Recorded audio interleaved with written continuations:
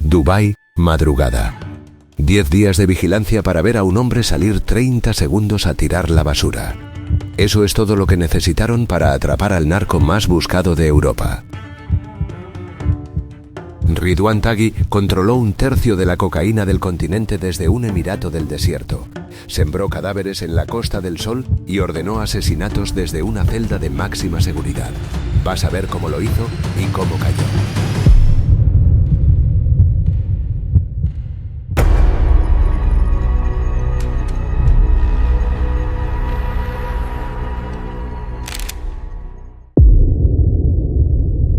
El 6 de julio de 2021, a las 9:15 de la noche, Peter R. de Vries salió por la puerta principal del edificio RTL en el centro de Ámsterdam. Acababa de grabar un plató. Llevaba la chaqueta en la mano. Hacía calor. A 12 metros, un hombre lo esperaba. 5 disparos, 2 en la cabeza. De Vries cayó en la acera de la Lange Leidse-Waerstraat mientras los transeúntes corrían en todas direcciones sin entender qué había pasado. El periodista de investigación más famoso de los Países Bajos tardó 11 días en morir en el hospital. 11 días en los que el país entero estuvo en vilo, rezando por un hombre que había dedicado 4 décadas a destapar lo que otros preferían que permaneciera enterrado. Murió el 15 de julio. Anan.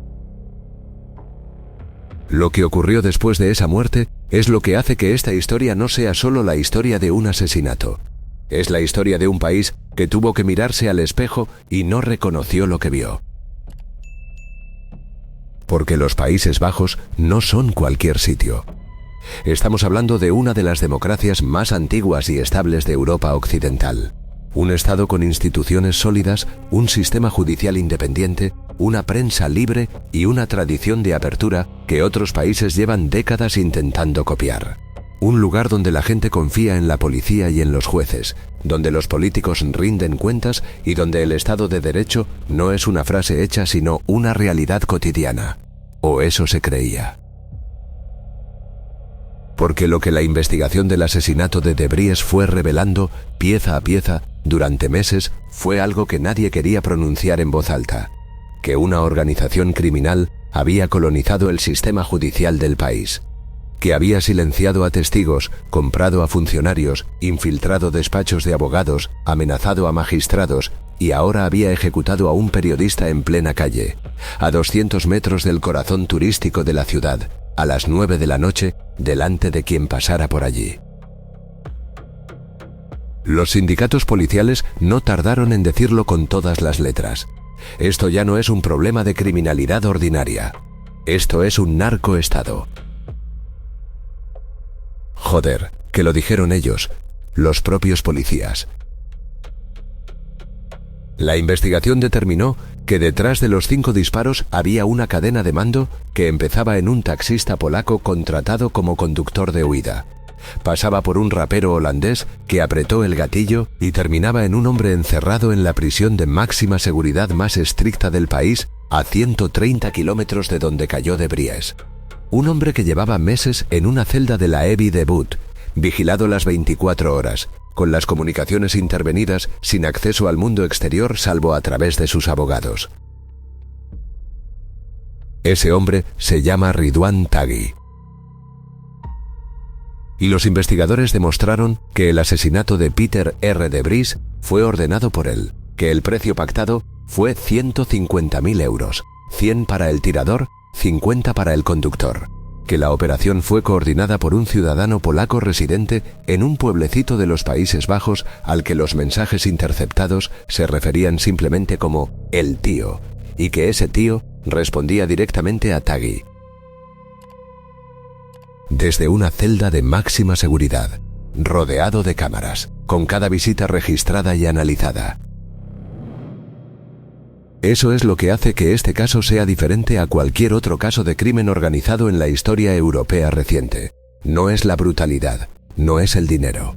Es la demostración, clínica y documentada, de que un individuo puede construir una estructura tan profunda, tan ramificada y tan autónoma que ni siquiera el confinamiento más estricto que un Estado democrático puede imponer logra interrumpirla.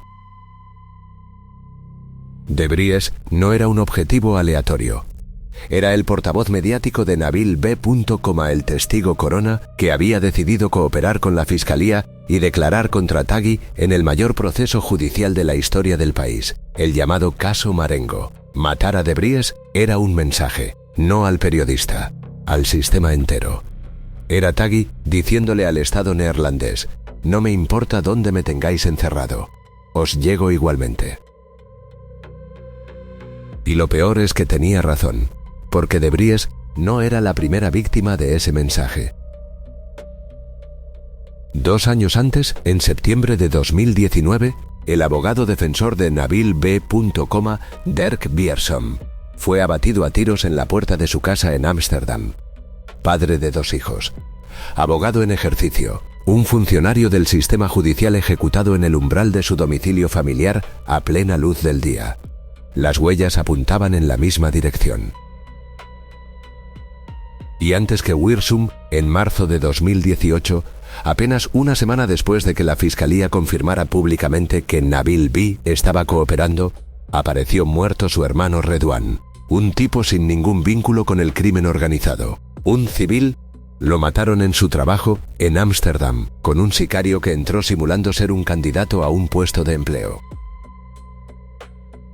3 asesinatos, 3 mensajes, todos con el mismo remitente. En ese momento, la Fiscalía neerlandesa ya llevaba años construyendo el caso contra Tagui. Ya tenían terabytes de comunicaciones cifradas interceptadas. Ya habían identificado su círculo más cercano. Ya sabían de qué era capaz. Pero el país en general aún no lo sabía, o prefería no saberlo. El asesinato de Vries fue el momento en que esa información dejó de ser exclusiva de los investigadores y se convirtió en una realidad que el ciudadano medio de Ámsterdam tuvo que asumir mientras compraba el pan por la mañana. Hubo flores en la acera de la Landgleidsdauerstraat durante semanas. Hubo silencio en el Parlamento. Hubo declaraciones de líderes europeos y hubo, sobre todo, una pregunta que nadie sabía responder con precisión. ¿Quién es exactamente este hombre? ¿Qué es lo que ha construido para tener este nivel de alcance? ¿Cómo es posible que alguien haga algo así y durante tanto tiempo nadie haya logrado pararlo del todo?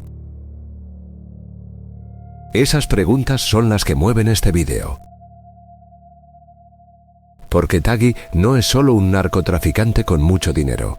Eso sería fácil de entender y relativamente fácil de combatir. Lo que Tagui representa es otra cosa. El arquetipo del capo del siglo XXI. Un individuo que entendió antes que nadie que el crimen organizado moderno no funciona como una mafia de barrio con un jefe y una jerarquía clara, sino como una corporación multinacional con logística, subcontratación, I+D y filiales en varios continentes. Que el dinero no se guarda debajo del colchón, sino que circula a través de estructuras legales en zonas francas de Emiratos del Desierto. Que los asesinatos no los ejecutas tú personalmente, sino que los externalizas a mercenarios de 3 países distintos que nunca se han visto entre sí y que se comunican a través de aplicaciones de mensajería cifrada. Y que desde una celda de máxima seguridad, si has construido bien la estructura, puedes seguir mandando. Al menos durante un tiempo. Porque la historia de Redouane Tagui también es la historia de cómo cae un hombre así. Y esa caída, cuando llega, tiene más capas de las que cualquier guionista de ficción se atrevería a escribir.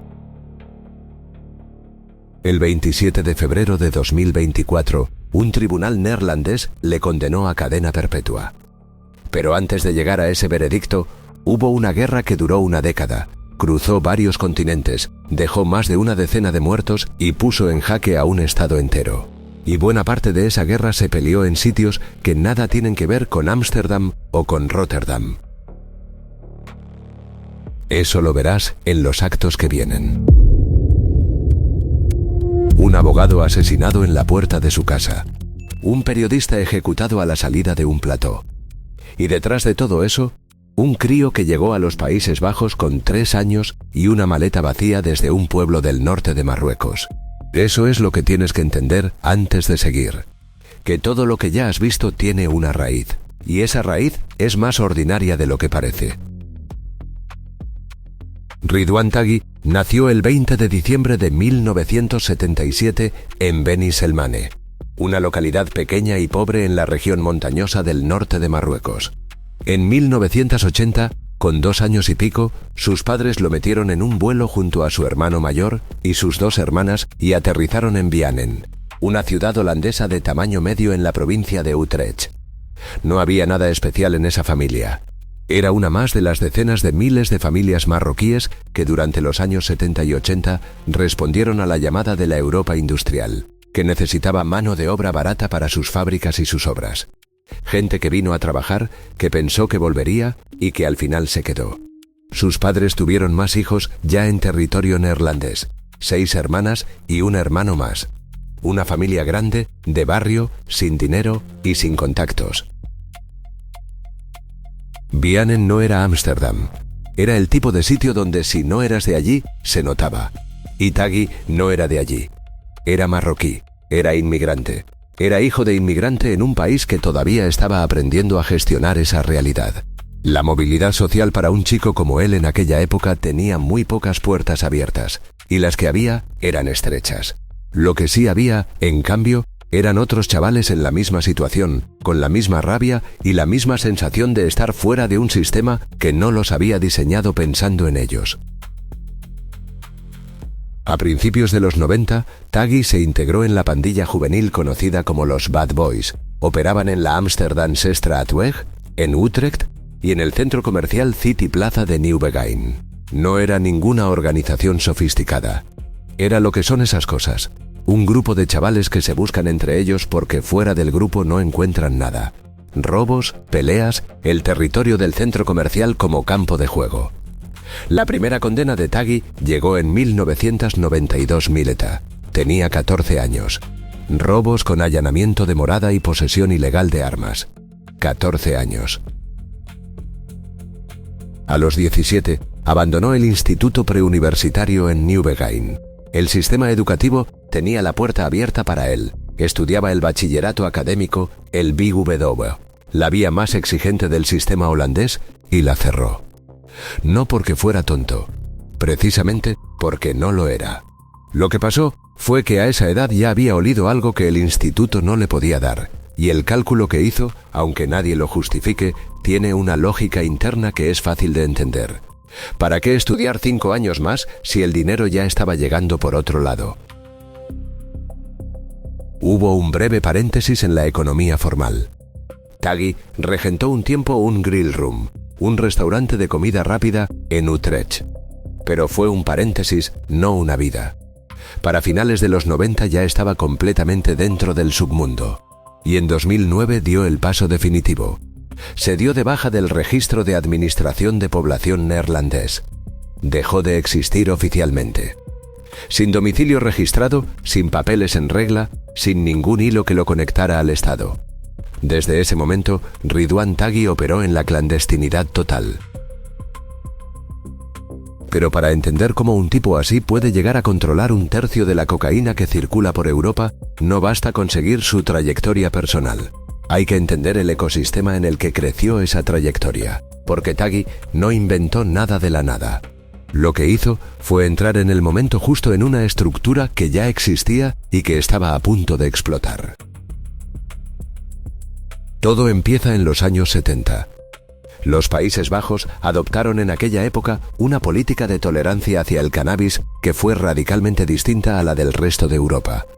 No legalizaron exactamente, pero despenalizaron la venta minorista y miraron hacia otro lado con los coffee shops.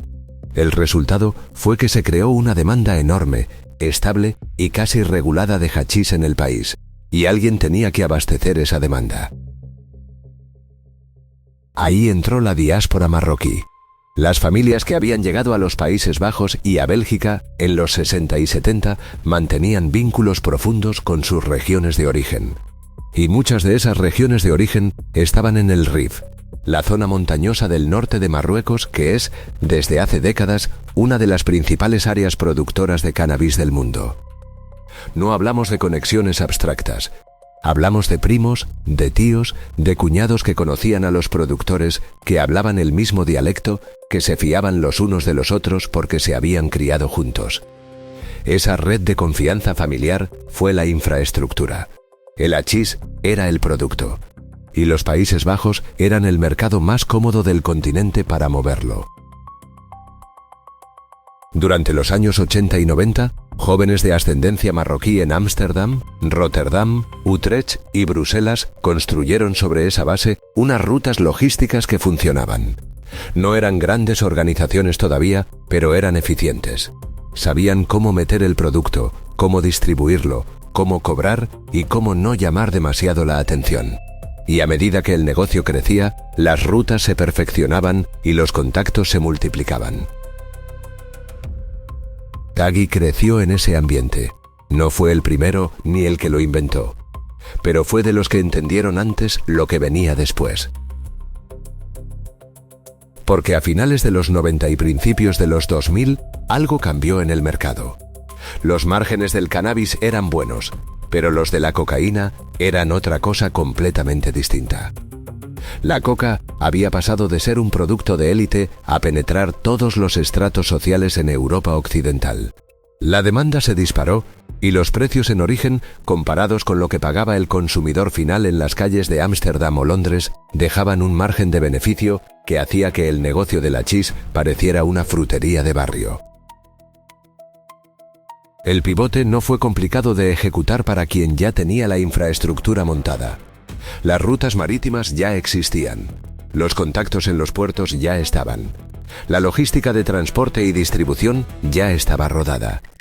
Lo único que cambió fue el producto que viajaba en los contenedores. Y para conectar con los productores latinoamericanos, las redes marroquí-neerlandesas tenían algo que los intermediarios tradicionales no podían ofrecer: una cadena de confianza directa y una capacidad de absorción de grandes volúmenes sin parpadear. Y aquí entra el factor que convirtió a los Países Bajos y a Bélgica en la puerta de entrada de la cocaína sudamericana a Europa: los puertos de Rotterdam y Amberes. Rotterdam es el mayor puerto de Europa. Amberes es el segundo en volumen de contenedores del mundo.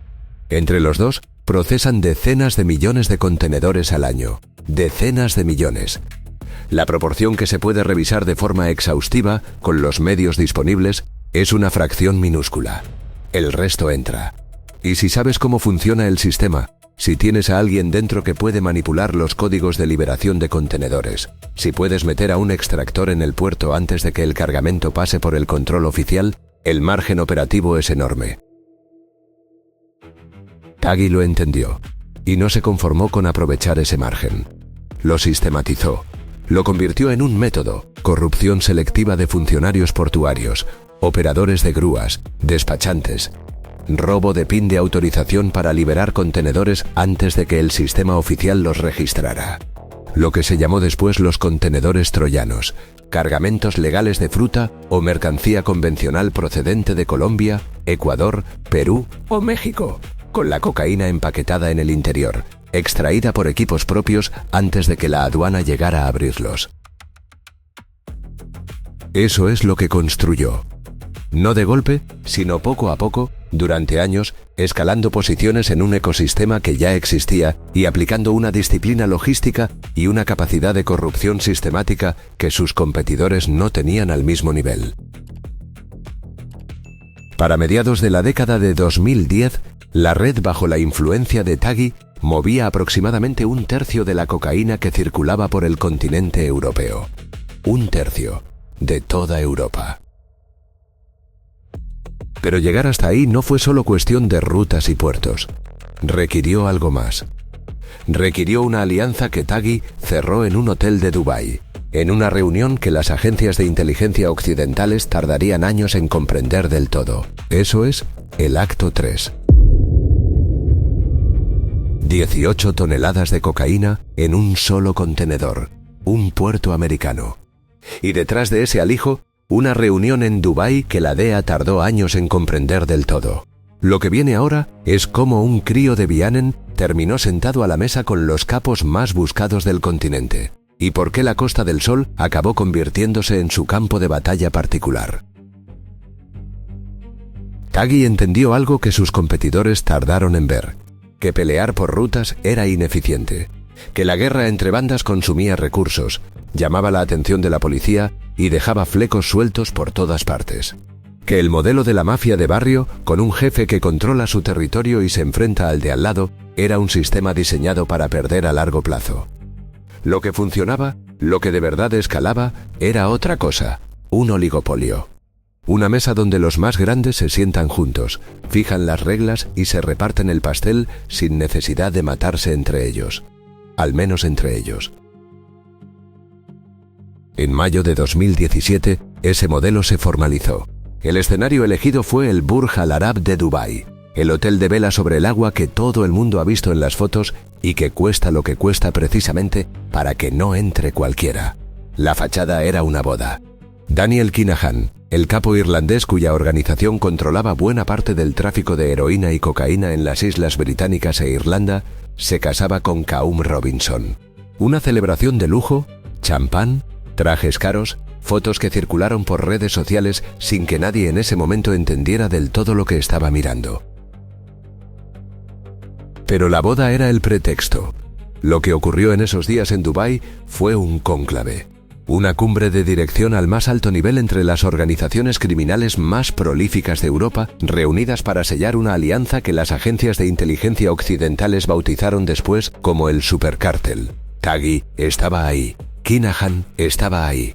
Y con ellos, otros nombres que figuraban en las listas de los más buscados del planeta, representando redes con presencia en los Países Bajos, Bélgica, el norte de África, América Latina y el Golfo Pérsico. Lo que acordaron en esa mesa tenía una lógica corporativa impecable. Hasta ese momento, cada organización compraba a los productores latinoamericanos por separado, negociaba sus propios precios, gestionaba sus propias rutas y asumía sola el riesgo financiero de cada envío. Si un contenedor caía en una redada, la pérdida la absorbía quien lo había mandado. Eso limitaba el tamaño de los pedidos porque nadie podía permitirse perder un alijo demasiado grande sin que le temblara el negocio. Con el Supercártel, ese modelo desapareció. A partir de ese acuerdo, las organizaciones compraban conjuntamente directamente a los productores en Colombia, Perú y Ecuador, a precios de mayorista que ninguna organización individual podía negociar por sí sola. Invertían juntos en cada envío, compartían el riesgo y se distribuían la mercancía a la llegada. Si caía un contenedor, la pérdida se repartía entre varios y ninguno quebraba. Y como los pedidos ahora eran de una escala que antes no era posible, los precios de compra bajaron todavía más. El margen se multiplicó en ambos extremos. Pagaban menos en origen, ganaban más en destino. El resultado fue un flujo de cocaína hacia Europa de una magnitud que las fuerzas de seguridad tardaron en procesar. El dato más ilustrativo lo da el alijo de Filadelfia en 2019. Casi 18 toneladas de cocaína en un solo cargamento marítimo, interceptado en el puerto de la ciudad antes de que cruzara el Atlántico con destino a Amberes. Casi 18 toneladas. Para que te hagas una idea, una operación policial que incaute una tonelada ya sale en todos los periódicos del país. Esto era 17 veces eso en un solo golpe. Y aún así, los expertos criminológicos que trabajaron en el caso Marengo declararon después que la pureza, la disponibilidad y el precio de la cocaína en las calles europeas no bajaron. No subieron los precios, no hubo escasez. La red tenía tanta capacidad de oferta que una pérdida de 18 toneladas era un contratiempo operativo, no un golpe estructural. Para cuando se celebró esa cumbre en el Burj Al Arab, Taghi llevaba ya un año instalado en Dubái. Se había marchado en 2016 usando pasaportes e identidades falsas para entrar al Emirato a través del aeropuerto internacional. Los Emiratos Árabes Unidos ofrecían en aquel momento algo que no tenía precio para alguien en su posición. Un sector inmobiliario de lujo donde el dinero circulaba sin demasiadas preguntas. Zonas francas comerciales con un secreto bancario que hacía las delicias de quien necesitara estructuras opacas. Y, sobre todo, la ausencia de tratados de extradición operativos con los países europeos que lo reclamaban. Dubái no era solo un lugar donde esconderse. Era una jurisdicción soberana desde la que se podía dirigir un imperio sin que ningún juez neerlandés pudiera hacer nada al respecto. Mientras Taghi estuviera allí, era intocable. Desde ese cuartel general en el desierto, la red necesitaba un nodo europeo donde ejecutar las operaciones, gestionar el dinero y coordinar la logística en el terreno. Y ese nodo era España, concretamente la Costa del Sol. La elección no era caprichosa. Málaga, Marbella, Estepona, Benajavis, el estrecho de Gibraltar, todo ese arco costero reunía condiciones que ningún otro punto de Europa occidental podía igualar al mismo tiempo. Estabas a 14 kilómetros del norte de África por mar, lo que facilitaba el movimiento de mercancía a través del estrecho con una inmediatez que ningún otro corredor europeo tenía. Estabas a distancia razonable de los grandes puertos de Algeciras y Cádiz. El sector inmobiliario de la zona, con su altísima rotación de propiedades de lujo, compradores internacionales y transacciones en efectivo que nadie miraba demasiado, era el vehículo perfecto para lavar dinero a escala industrial. Mansiones en Benajavis, yates en el puerto de Marbella, vehículos de alta gama comprados al contado. Sociedades opacas que compraban y vendían inmuebles sin que nadie preguntara dónde estaba el origen de los fondos. Pero la Costa del Sol no era solo la caja fuerte del cártel, era también el escenario donde reventó la guerra interna que llevaría años ensangrentando el litoral mediterráneo. Y esa guerra empezó antes incluso de que el supercártel se formalizara en Dubái. La mecha se había encendido en 2012 con el robo de un cargamento de 200 kilos de cocaína en el puerto de Amberes. Una disputa que fracturó las alianzas de la diáspora marroquí en dos facciones irreconciliables. Una de ellas respondía a Taghi. La otra, a un hombre que era en Ámsterdam exactamente lo que Taghi aspiraba a ser, Samir Bouyakrichan, alias Scarface. Samir tenía 36 años en el verano de 2014. Era uno de los capos más formidables de Ámsterdam, líder de una facción que controlaba territorios, rutas y lealtades que Taghi quería para sí. El 28 de agosto de 2014, Samir cenaba con 6 personas en la terraza del centro comercial Montejalcones, en Benajavis, a 22 kilómetros de Marbella. Una noche de verano en la Costa del Sol, gente cenando fuera, temperatura agradable, nada fuera de lo ordinario. 2 sicarios se acercaron y le dispararon múltiples veces en la espalda y en la cabeza. Huyeron. Samir Bouyakrichan murió en la terraza. Las autoridades españolas se encontraron de golpe frente a un modus operandi que no habían visto antes en aquella zona. Un ajuste de cuentas de precisión quirúrgica importado directamente de las dinámicas de los cárteles, ejecutado en plena cena, con testigos a plena vista. Ese disparo abrió una guerra que no se cerraría en años. La respuesta llegó 4 meses después. Khalid Jafar, el sicario identificado como ejecutor material del asesinato de Samir, fue abatido en un restaurante de Panamá, ni siquiera en Europa.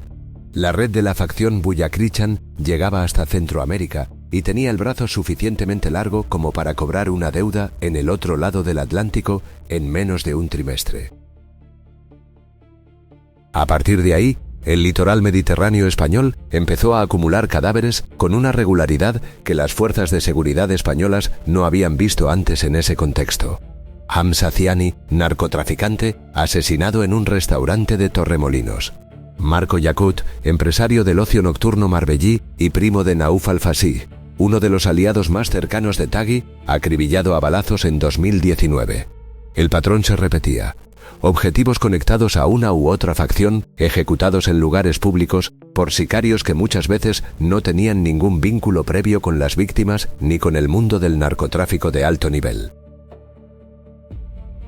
Porque eso era otra innovación que Taghi y sus equivalentes habían importado al modelo europeo: la externalización total del sicariato.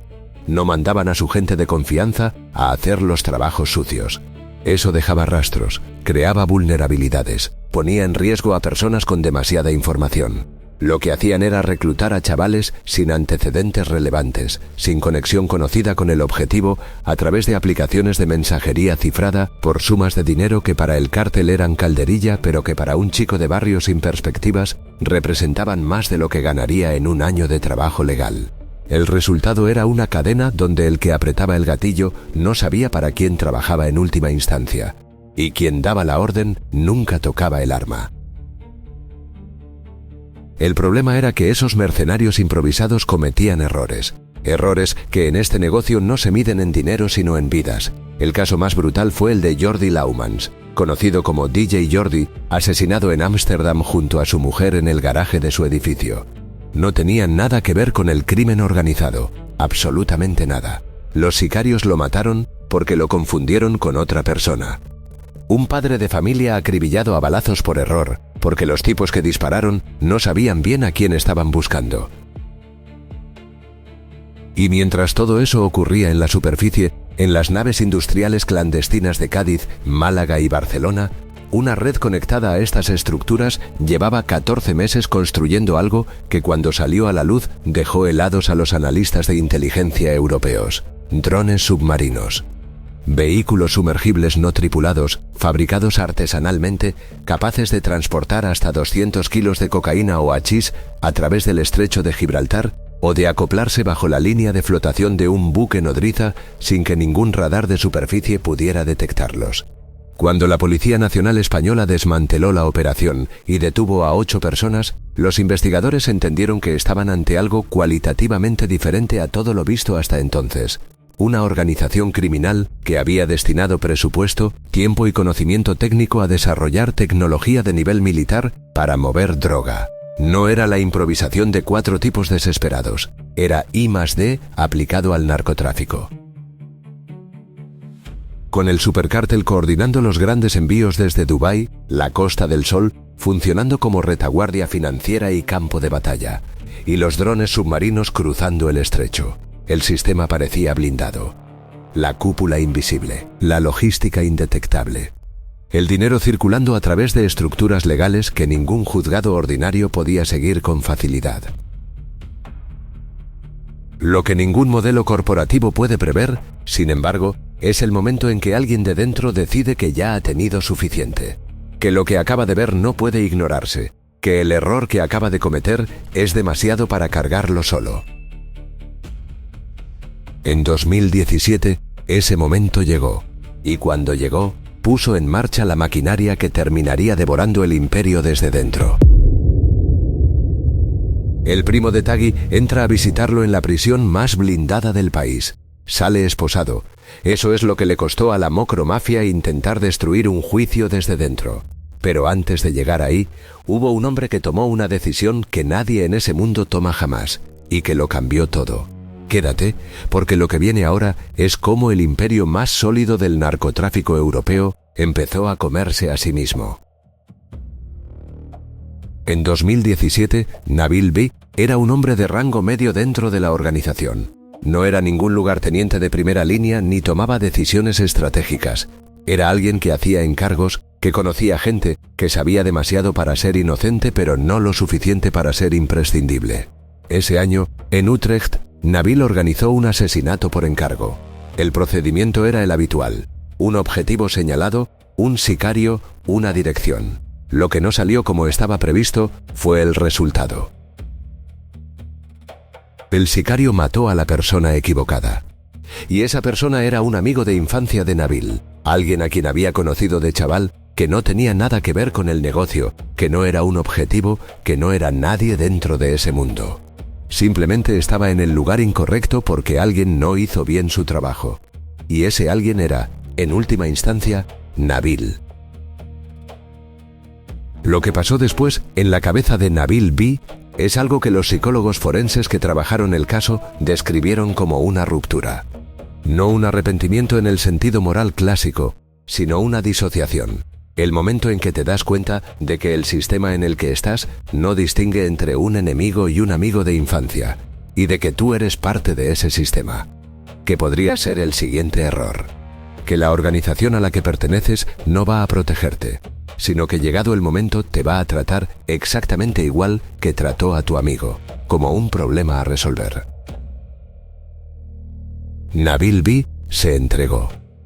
En 2018 alcanzó un acuerdo con la Fiscalía neerlandesa para convertirse en testigo de la corona. A cambio de protección y de una reducción de condena a 10 años, se sentó al otro lado de la mesa y empezó a hablar.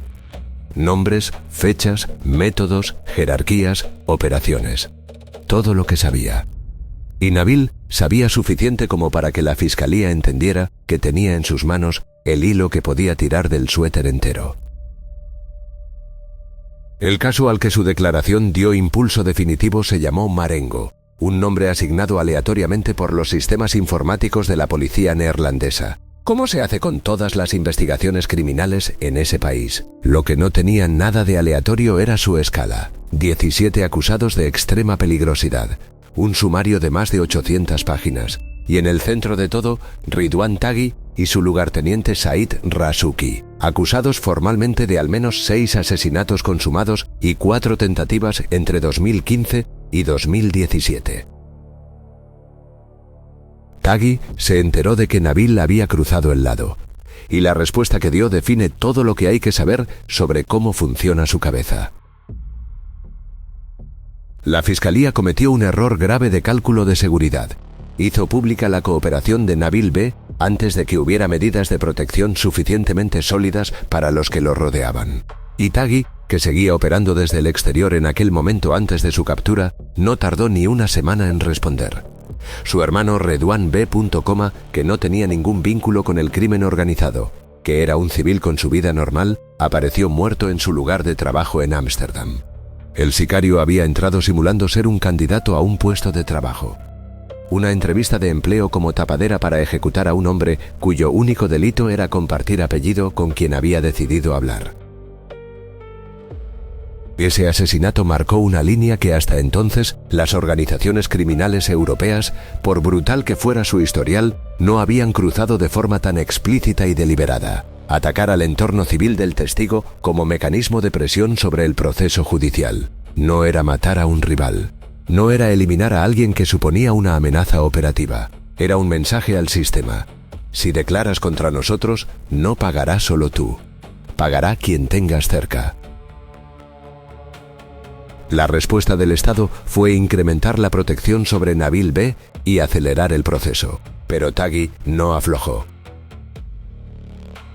El 18 de septiembre de 2019, Dirk Wiersum salió de su casa en Ámsterdam por la mañana, como cualquier otro día.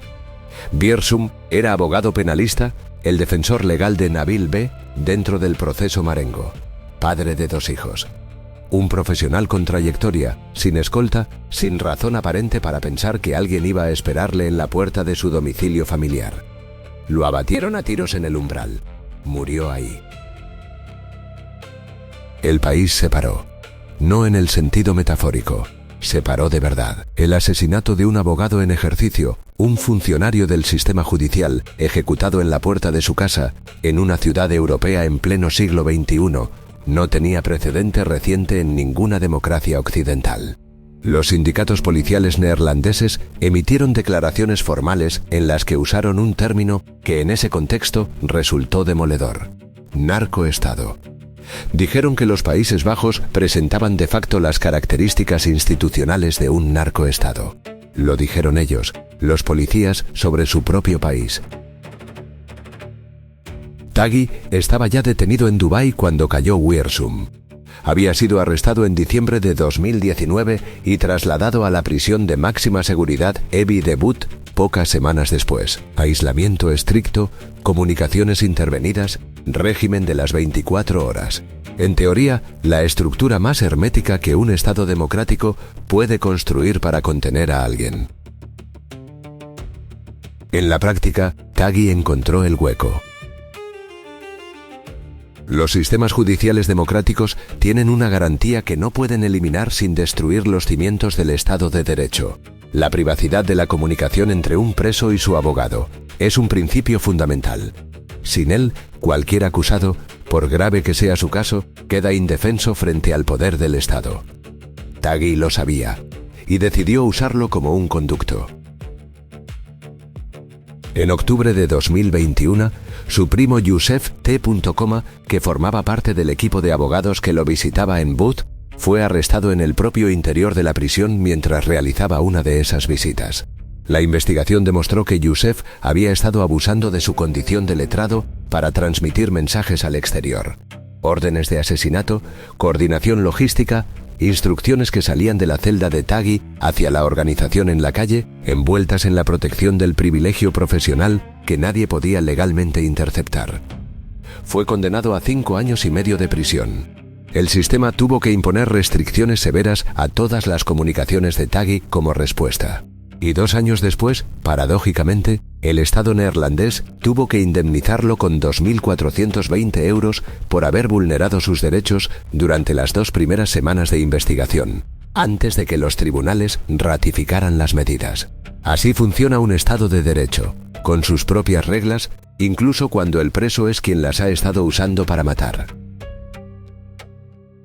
Pero el golpe más devastador para la integridad del proceso no fue el primo. Fue lo que ocurrió en abril de 2023. Inez Wesky llevaba décadas en la abogacía penal neerlandesa. No era una defensora cualquiera, era una referencia, una figura pública, alguien cuyo nombre en un caso significaba que la defensa iba a ser sólida, profesional y sin concesiones. Había defendido casos que nadie más quería tocar. Era exactamente el tipo de abogada que necesitas si el Estado te persigue con toda su maquinaria. Taghi la contrató como su defensora principal en el proceso Marengo, y durante años Wesky fue la cara visible de su defensa, la que aparecía ante los medios, la que firmaba los escritos, la que estaba en sala. En abril de 2023 fue arrestada. Las autoridades de inteligencia habían determinado que Wesky había roto la confidencialidad abogado-cliente para facilitar comunicación cifrada entre Taghi y el submundo criminal, que había actuado como puente. Información entraba a su despacho, información salía hacia la organización sin que ningún sistema de vigilancia pudiera interceptarla porque estaba protegida por la relación privilegiada entre defensor y acusado. Según el relato que ella misma daría después, la coerción del cártel sobre su persona había sido de una intensidad extrema, que actuó bajo presión, bajo miedo, que su integridad física estaba amenazada. Lo que los hechos demuestran es que durante un tiempo, el despacho de la abogada principal de Ridwan Taghi funcionó como una extensión operativa de la macromafia dentro del sistema judicial neerlandés. Wesky pasó semanas en confinamiento secreto en Camp Zeist por motivos de seguridad, en condiciones que describió como cercanas a la experiencia de casi morir. Renunció a la defensa. En mayo de 2026, la justicia neerlandesa la condenó oficialmente por participación en una organización criminal. La revista Der Spiegel usó su caso para preguntarse en voz alta si los Países Bajos se habían degradado irreversiblemente hacia una sociedad donde la cocaína y los asesinos habían colonizado hasta las profesiones más garantistas del Estado democrático. Lo que hay que entender, y es el núcleo de la paradoja que este acto construye, es que cada movimiento que Taghi hizo para destruir el proceso Marengo fue, al mismo tiempo, la munición que la Fiscalía usó para construir el caso definitivo contra él. El asesinato de Redouane B. quedó documentado y vinculado a su orden. El de Wiersum, idem. La infiltración de Youssef T. en la prisión quedó grabada, analizada y convertida en prueba. La complicidad de Wesky fue investigada, documentada y llevada a juicio. Cada eslabón de la cadena que Taghi activó para silenciar el proceso dejó un rastro que los investigadores siguieron hacia él. Era un hombre que pensaba que la brutalidad podía sustituir a la impunidad. Y durante un tiempo tuvo razón. Pero la brutalidad deja cuerpos, y los cuerpos generan investigaciones, y las investigaciones acumulan pruebas. Y cuando hay suficientes pruebas, llega un momento en que incluso el Estado más vapuleado se reorganiza y cierra el cerco. Mientras el proceso Marengo iba cargándose de munición con cada ataque de Taghi, otra figura empezaba a ganar protagonismo en el mapa criminal europeo. El hermano de Samir Boyakri-Chan, el primer muerto de Benahabis, había heredado el liderazgo de la facción rival. Se llamaba Karim. Sus alias en el inframundo era Taxi, y con Taghi encerrado en Bot, Karim se había convertido en el criminal más buscado de los Países Bajos. Lo que le pasaría a Karim Bouyakrichan en la Costa del Sol y lo que ese episodio revela sobre las grietas del sistema judicial europeo es algo que el acto 5 todavía no cierra. Pero hay una pregunta que queda flotando antes de llegar ahí, y es la misma que los investigadores neerlandeses llevaban años haciéndose. ¿Cómo atrapar a un hombre que lleva años sin aparecer, que nadie ha logrado localizar, que se mueve bajo identidades falsas en un emirato que no tiene obligación de entregarlo? La respuesta estuvo, al final, en una bolsa de basura. Un hombre sale a oscuras de una villa de Dubái con una bolsa de basura. Es la única vez que sale, y 10 días después, eso es todo lo que la policía necesitó para derribarlo. Lo que viene ahora es la caza, el veredicto y lo que quedó en pie cuando cayó el rey. La operación que acabó con Taghi no empezó con tecnología puntera ni con un informador infiltrado en su círculo más cercano. Empezó con algo mucho más anticuado: paciencia. El Departamento de Investigación Criminal de la Policía de Dubái, bajo el mando del coronel Saed Al-Kemsi y el mayor general Abdullah Khalifa Al-Merri, había coordinado durante meses con la policía neerlandesa e Interpol en el marco de lo que denominaron Operación Desert Light. El objetivo era claro. El problema era localizarlo en una ciudad de 3 millones de personas donde un hombre con recursos puede desaparecer indefinidamente si no comete ningún error. Taghi llevaba 3 años sin cometerlos. Desde 2016 había vivido en un aislamiento autoimpuesto que rozaba lo obsesivo. Ningún contacto directo con el exterior que pudiera comprometer su posición. Todo a través de intermediarios. Nada que dejara un rastro físico trazable.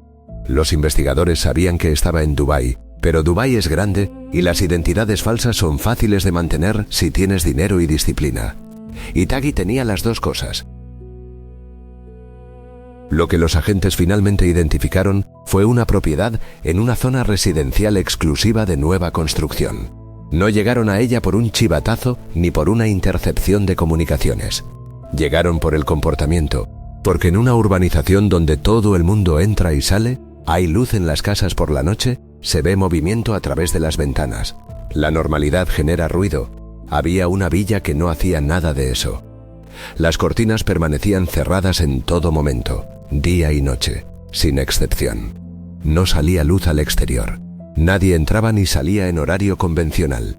El lugar parecía vacío, pero no lo estaba. Los agentes de inteligencia mantuvieron vigilancia física durante 10 días continuos. 10 días, sin automatizar, sin delegar en cámaras. Ojos sobre la propiedad, turnos, paciencia. Y al cabo de esos 10 días habían documentado un único patrón de comportamiento. Una sola persona, en la oscuridad de la madrugada, que emergía durante escasos minutos para deshacerse de la basura acumulada en el interior. Era el único momento de exposición. El único instante en que el hombre más buscado de los Países Bajos existía físicamente en el mundo exterior. Una bolsa de basura en mitad de la noche. El 16 de diciembre de 2019, en las primeras horas de la madrugada, las fuerzas de asalto emiratíes irrumpieron en la propiedad. Fue rápido. Taghi llevaba 3 años alterando su aspecto físico de manera sistemática. El hombre que encontraron dentro no se parecía demasiado a las fotografías de la orden de busca y captura que databan de casi una década atrás. Aún así, no opuso resistencia. No hubo forcejeo, no hubo intento de huida, no hubo nada. Se rindió de inmediato y confirmó su identidad él solo, sin que los agentes tuvieran que presionarlo. Dentro de la villa, junto a él, había una mujer de nacionalidad asiática. Lo que vino después de la detención se ejecutó con una velocidad que dejó claro que nadie en ninguno de los dos lados quería dejar margen a la improvisación. A pesar de que en aquel momento no existía un tratado formal de extradición ratificado entre los Emiratos Árabes Unidos y los Países Bajos, las autoridades emiratíes optaron por la vía administrativa. Expulsión inmediata del territorio. No extradición en sentido técnico, sino deportación directa. La diferencia legal es relevante. El efecto práctico, el mismo. A las 2 de la madrugada del jueves siguiente, Taghi fue trasladado bajo un operativo que incluyó el cambio imprevisto de vehículos blindados en varias ocasiones durante el trayecto, una medida estándar cuando existe riesgo real de intento de rescate. Lo embarcaron en un vuelo charter custodiado. Aterrizó en los Países Bajos antes del amanecer. Y horas después estaba ingresando en la prisión EBI de Nieuw Bosseveld, en Boet, el régimen de internamiento más estricto que existe en el sistema penitenciario neerlandés, el mismo del que 3 años después intentaría seguir dirigiendo su organización a través de sus propios abogados. Taghi denunció más tarde, a través de sus representantes legales, haber sido sometido a 72 horas de torturas bajo custodia policial emiratí. Las autoridades de los Emiratos lo negaron. Es una acusación que quedó sin resolución judicial definitiva y que forma parte del relato que la defensa construyó desde el primer día para rodear su figura de una victimización que el sumario de 800 páginas del caso Marengo haría después muy difícil de sostener. Porque lo que ese sumario contenía, lo que los investigadores habían acumulado durante años de interceptaciones de comunicaciones PGP, declaraciones de testigos, seguimientos internacionales y reconstrucciones forenses, era de una consistencia que el juicio, cuando finalmente llegó, no pudo rebatir. El proceso Marengo se celebró en un edificio que ya desde su apodo decía todo lo que había que saber sobre el estado de las cosas: The Bunker. Un complejo judicial construido o reconvertido específicamente para este caso en las afueras de Ámsterdam, diseñado para resistir lo que un tribunal ordinario no podría: el riesgo de asalto, la posibilidad de atentado, la amenaza de una organización con recursos para intentar lo que fuera con tal de reventar el proceso. El perímetro estaba permanentemente controlado por drones aéreos, helicópteros policiales y comandos tácticos desplegados en distintos puntos de acceso. Los magistrados y fiscales mantuvieron sus identidades en estricto anonimato institucional durante todo el proceso. Cuando leían los cargos y las sentencias, lo hacían con los rostros ocultos. Una imagen que en cualquier otro contexto sería distópica, y que en este era simplemente la consecuencia lógica de lo que ya había pasado con Wirsum y con De Vries. El 27 de febrero de 2024, después de casi 6 años de litigio, decenas de audiencias aplazadas por razones de seguridad, 3 asesinatos vinculados directamente al desarrollo del caso y el procesamiento de una cantidad de evidencia digital que hubiera colapsado cualquier proceso judicial ordinario. El tribunal dictó sentencia. Cadena perpetua para Ridwan Taghi. Cadena perpetua también para su lugarteniente principal Said Rasuki y para otro miembro de la cúpula, Mario R. Los 14 acusados restantes recibieron condenas que oscilaron entre los 21 meses y los 29 años. En la lectura del fallo, los jueces no se anduvieron con ambigüedades. La frase que los medios reprodujeron ese día fue esta: que Taghi decidía de manera fría y calculadora quién debía ser asesinado y no perdonaba a nadie. No como una valoración moral, sino como una descripción técnica del funcionamiento de la organización, respaldada por la documentación del sumario.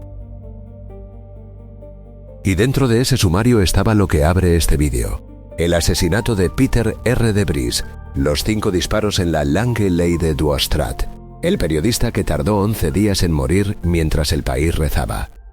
El tribunal estableció la cadena completa: Delano G., el rapero neerlandés que apretó el gatillo; Kamil E. el taxista polaco que condujo la huida; Christian M.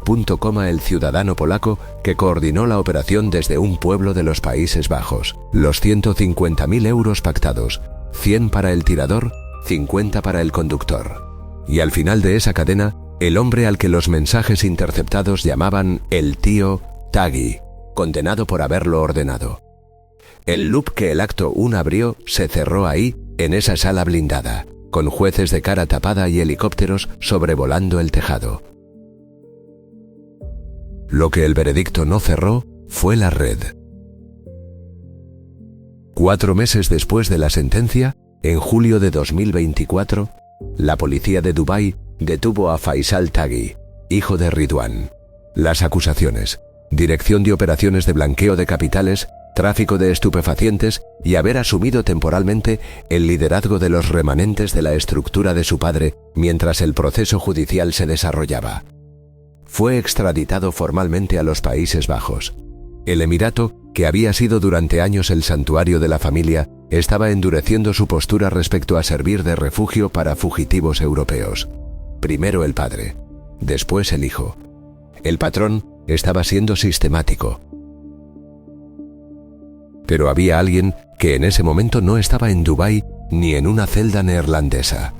Estaba en la Costa del Sol, libre, después de haber firmado 3 veces en un juzgado de Marbella, después de haber pagado una fianza que para su organización equivalía a cambio suelto, después de haber desaparecido el 15 de abril de 2024 sin dejar rastro.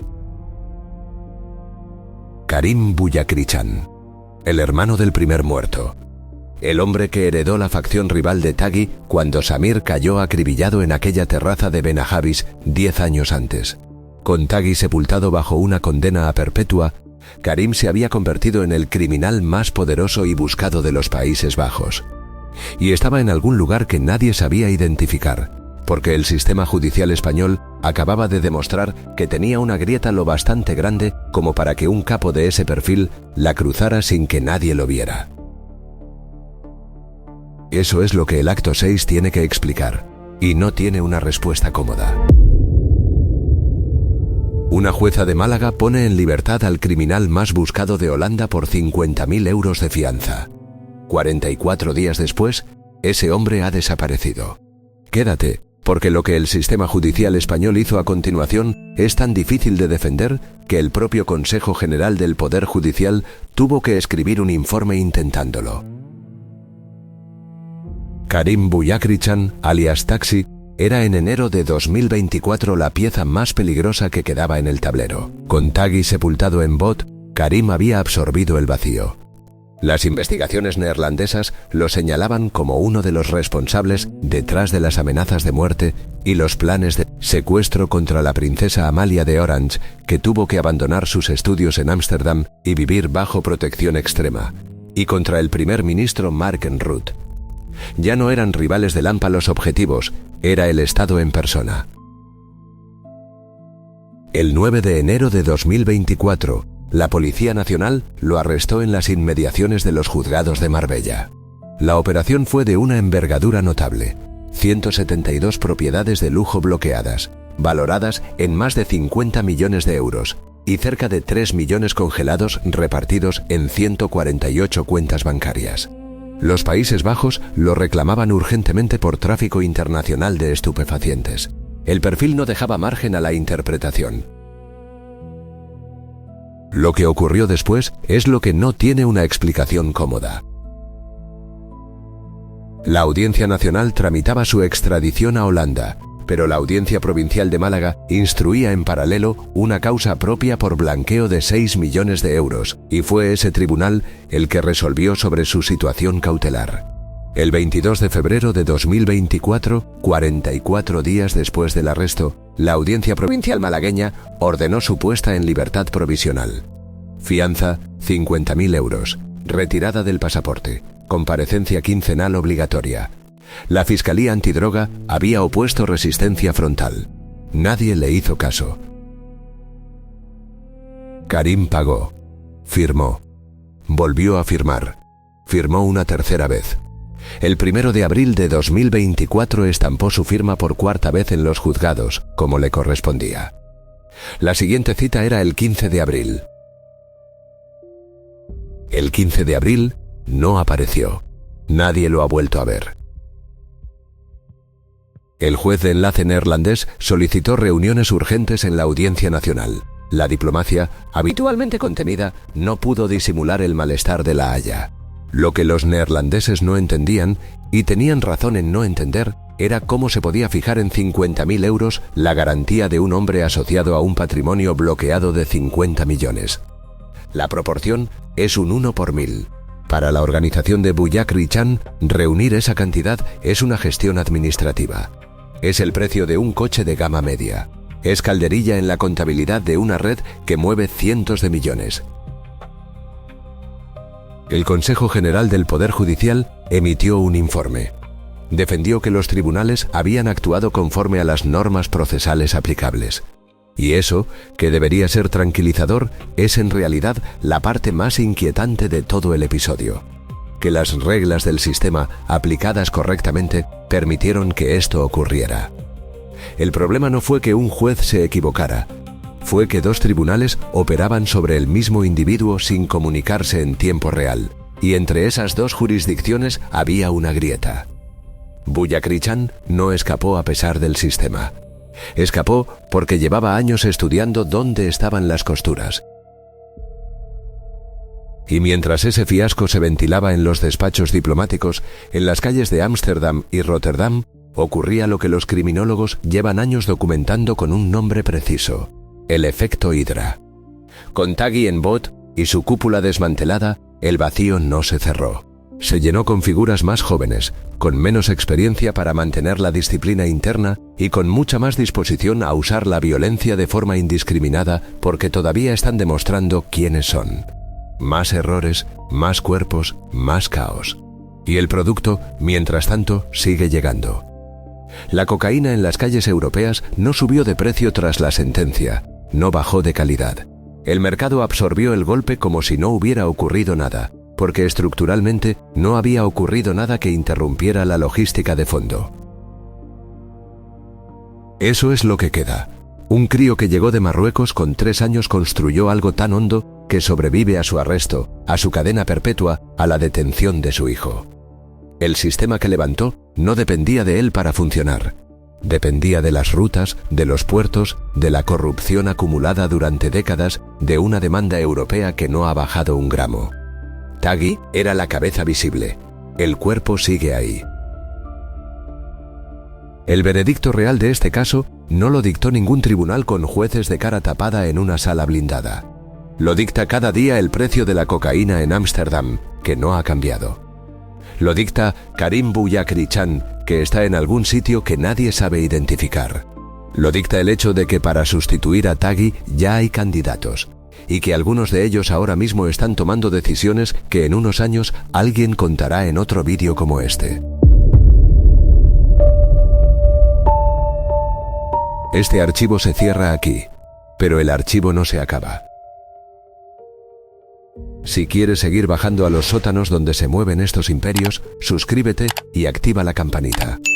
Deja en los comentarios qué organización criminal diseccionamos la próxima vez. Hay expedientes esperando que hacen que este parezca sencillo.